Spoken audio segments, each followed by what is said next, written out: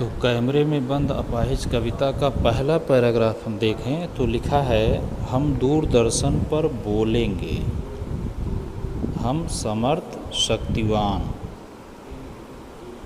हम एक दुर्बल को लाएंगे एक बंद कमरे में।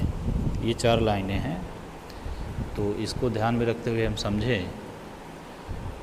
प्रसंग हम समझ रहे हैं कि एक अपाहिज व्यक्ति का इंटरव्यू लेने के लिए जो टेलीविज़न चैनल का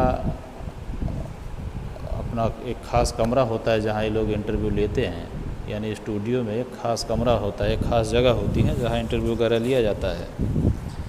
तो इसीलिए लिखा है बंद कमरे में। अब यहाँ जो हम दूरदर्शन पर बोलेंगे, हम समर्थ शक्तिवान, ये जो बात कही गई है, दरअसल इसमें एक अहंकार का भाव भी है कि दूरदर्शन वाले व्यक्ति, दूरदर्शन के लोग या टीवी चैनल के लोग अपने को बहुत ही समर्थ और शक्तिवान, दोनों का मतलब लगभग एक ही है, यानी शक्तिशाली समझते हैं। और उनका ये मानना होता है कि जनता के बहुत बड़े हिस्से पर, बहुत बड़े वर्ग पर हमारी पकड़ है। जैसा हम लोग जानते हैं कि बहुत सारे जनता का लगभग बहुत बड़ा हिस्सा टेलीविज़न देखता है और उस पर जो भी दिखाया जाता है उसको सच मान के चलता है। कोई भी समाचार चैनल हो, उस पर जो भी आ जाता है तो हम लोग सच मान लेते हैं।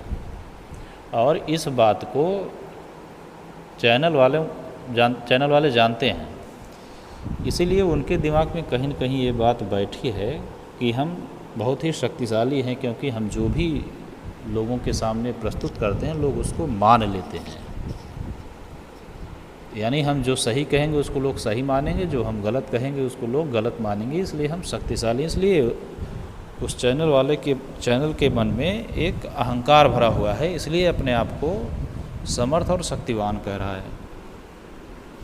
पहली लाइन जो लिखा कि हम दूरदर्शन पर बोलेंगे, उसमें भी यही भाव निहित है कि देखिए हम आपको मौका दे रहे हैं दूरदर्शन पर लाने का, दूरदर्शन पर बोलने का हम आपको मौका दे रहे हैं, जिसका भी इंटरव्यू लिया जा रहा है।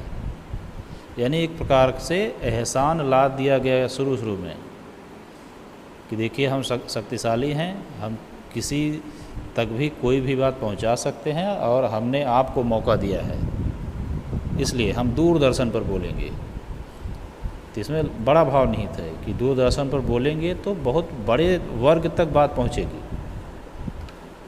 इसलिए आपको एक मौका दिया गया है। तो ये एक प्रकार से शुरू में ही उस अपाहिज व्यक्ति के ऊपर एहसान लाद दिया गया है। दूसरा, अंतिम 2 लाइनें इसकी, हम एक दुर्बल को लाएंगे एक बंद कमरे में। तो बंद कमरे में जहाँ बाहरी कोई संपर्क नहीं होगा, हम क्या पूछ रहे हैं, क्या कह रहे हैं, हम ही जान रहे हैं और वो सुनने वाला जान रहा है। और एक दुर्बल को लाएंगे क्योंकि वो अपाहिज है, दुर्बल है, कमज़ोर है। और यहाँ भी एहसान का भाव है कि देखिए आप दुर्बल हैं, फिर भी हम आपको दूरदर्शन पर ला रहे हैं, तो उसके ऊपर एहसान फिर से लादा जा रहा है।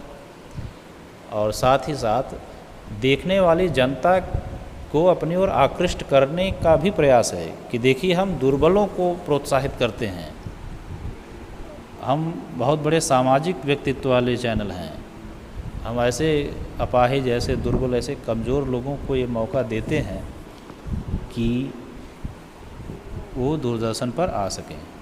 बाकी बताते हैं।